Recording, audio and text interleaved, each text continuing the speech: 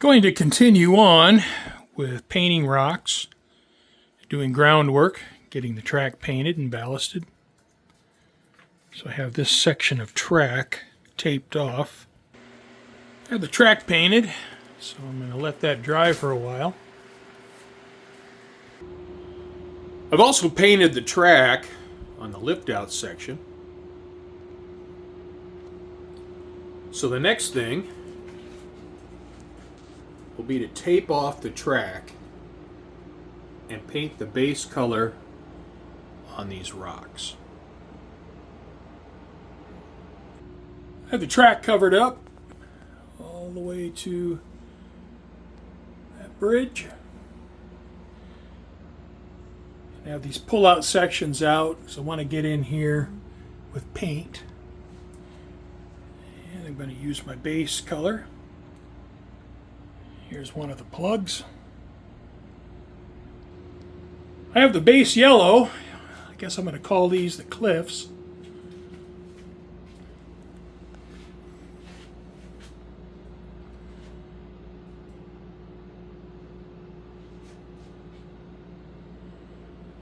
And it's surprising that just with one coat of paint, how much better they look than bare plaster.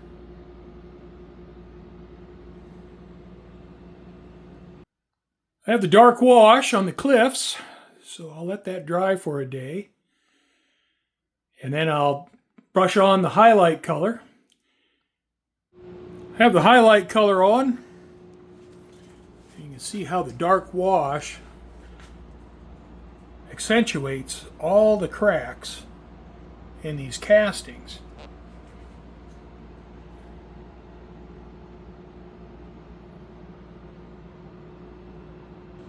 I have the three colors of red on the rocks. So what I'm going to do now is start the dry brush, and I'll use at least two colors on the dry brush. I'll use a tan color in between these two colors. Then I'll do a final dry brush with an off-white. The cliffs have been dry brushed. It's time to start putting some dirt on the cliffs. So I'm going to finish the dirt here and put all the dirt up on top of the cliffs on this half of the cliffs. So I'll need to tape off the track, and I'll only put the dirt down as far as I have to ballast the track, because this is all going to be modified.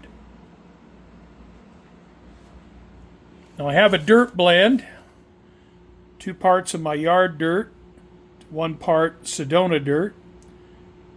That's what I've been using on the layout.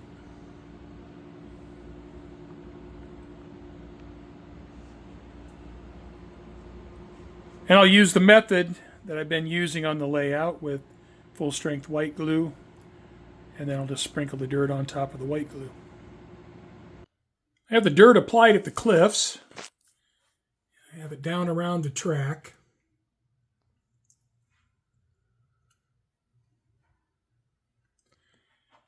Now, as I mentioned in my tour videos, this is all going to be modified, and so a bunch of this is going to be cut out. So I didn't take it any further than where it is. Primarily, I just want enough dirt where I can get the track ballasted. And over on this side,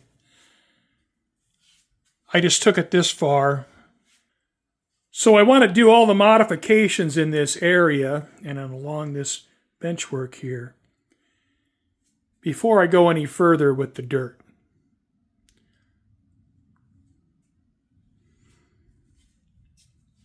Now once this glue dries, I have the full strength white glue underneath this dirt. I'm going to give that a few hours to dry. And once that dries, I'll sweep up the excess dirt and try to recover that, and then get it ready for scenic glue. I have the tunnel access plugs out of my cliffside. I have the dirt down, and it has dried overnight. It's my standard method for securing the dirt. If you watched my previous videos, you know what I'm talking about here. Isopropyl alcohol and my own mixture of scenic glue, which is 25% white glue. The rest is water with a few drops of dish soap. Well, I have the scenic glue down, so I'll let this dry overnight. And if there are any places I need to touch up, then I can do that.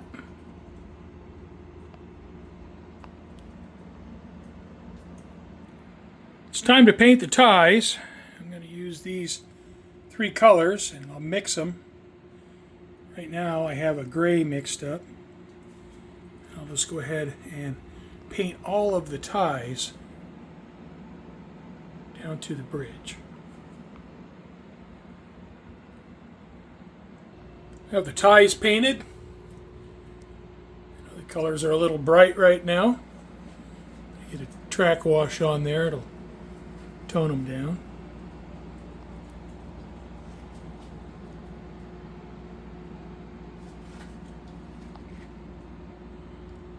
So let this dry overnight and make sure my scenic glue is all dry.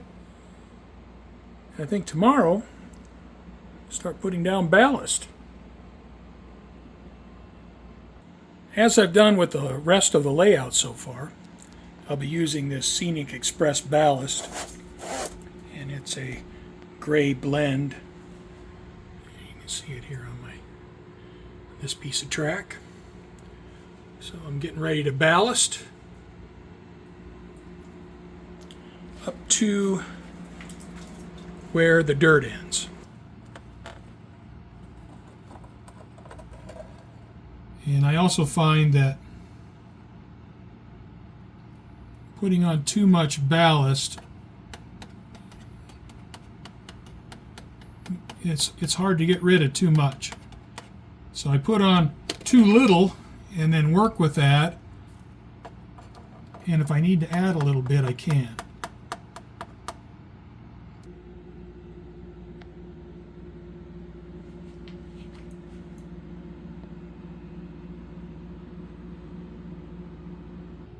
All right, time to lock this down. I have isopropyl alcohol, and I have my scenic glue, and I might do about 12 inches of ballast at a time. So I'll put the alcohol and scenic glue in these small cups. It makes it easier for me to use. But I want to squeeze the alcohol out as close to the surface as I can to try to keep from disturbing the ballast. The more care I do now and the more care I give this procedure, the less cleanup there will be later. All right, I've given my scenic glue a good shake.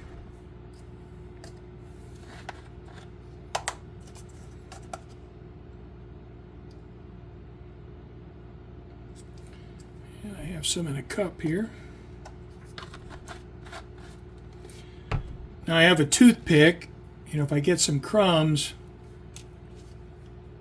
up on the ties or in the rail web, I can kind of pick them out.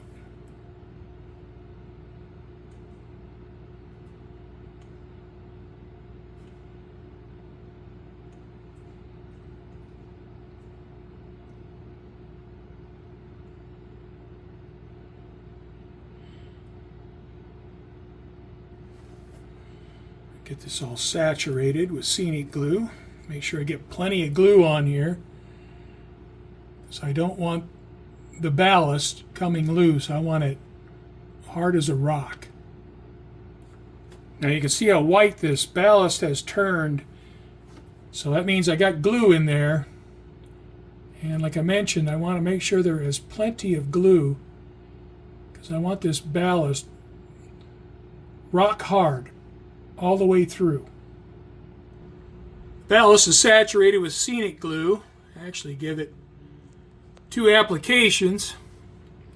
I'll go over this once the glue soaks into the ballast a little bit more, and I'll look for ballast crumbs and try to get those off the rail web and the ties before it hardens.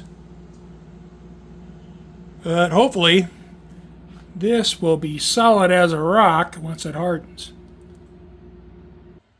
My ballast is dried overnight. It looks pretty good.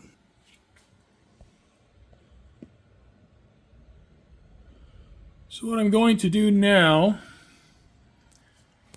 is I have 3 washes that I made up. I have a light brown ballast wash, a darker brown ballast wash, and a dark track wash. Here you can see the difference between the ballast where the washes have been applied and the fresh ballast. So once I get the washes applied, the ballast will have a little bit more character. Now there's no science to this. You just randomly blot the wash on the ballast. I'm trying to work over the camera.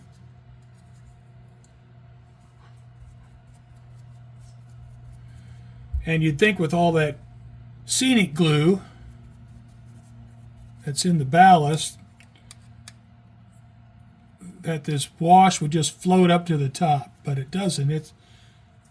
The ballast is still very porous, so it'll take this wash just fine.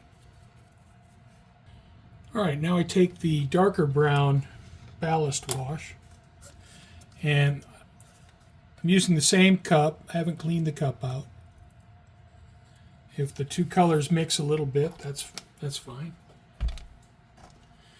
Haven't cleaned my brush, and I just randomly blot the wash on the ballast. This will mix with the lighter brown wash and the track wash.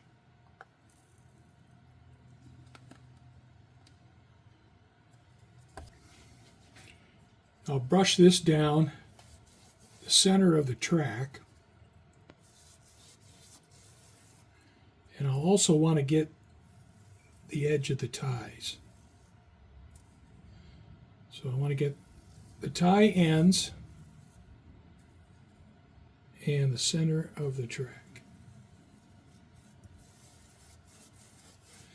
And this will take and knock those tie colors down a little bit, those bright tie colors. All right, I'll let this wash dry for a few hours, and then we'll give the track a dry brushing. Next step will be to dry brush the track. Now if you look at the track here versus the track here, you can see the difference. I also need to add the spike wash, but I have to dry brush the track first. I'll use some white acrylic craft paint for dry brushing the ties.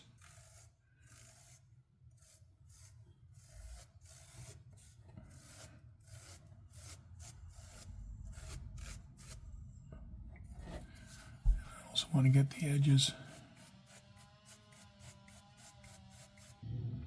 All right, I think you can see where dry brush the ties. You can see here where the washes and the dry brushing has really toned down those strong colors and tied everything together a bit more.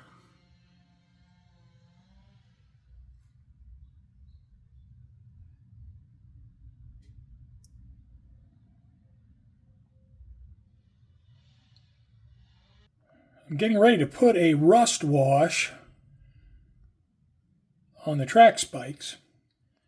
So I'll take this MIG medium rust, I'll thin it just a little bit, and then use my brush and get in there and apply it to all of the track spikes.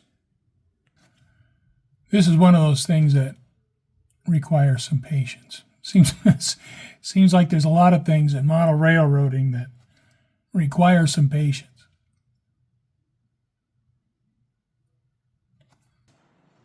You can see I added some stones. And the reason for that is I'm thinking, well, stones are going to break off, and the larger stones tend to roll a little ways. So that's why they're out past the track. I have the rust wash on the spikes. I know it looks a little bright right now, but this tends to fade down a little bit over time. If you look at the rust wash here, and then the newly applied rust wash here, you can see there's quite a difference. And this wash has been on for a while, and the orange rust color has faded away a little bit.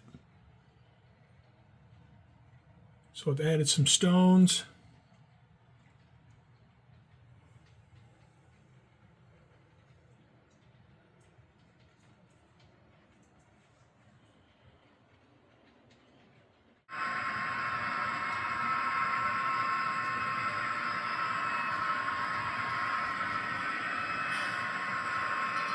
Scale trains, locomotives, Tangent, Mold Co., and Athearn Genesis rolling stock.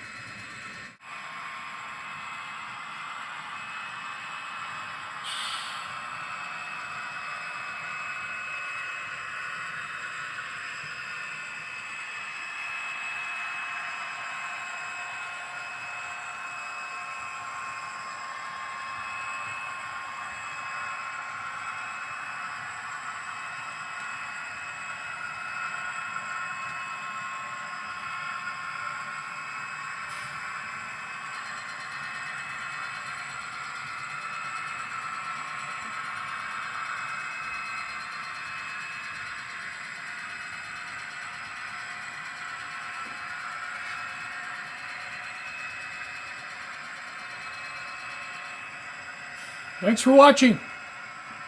Hope you join me next time.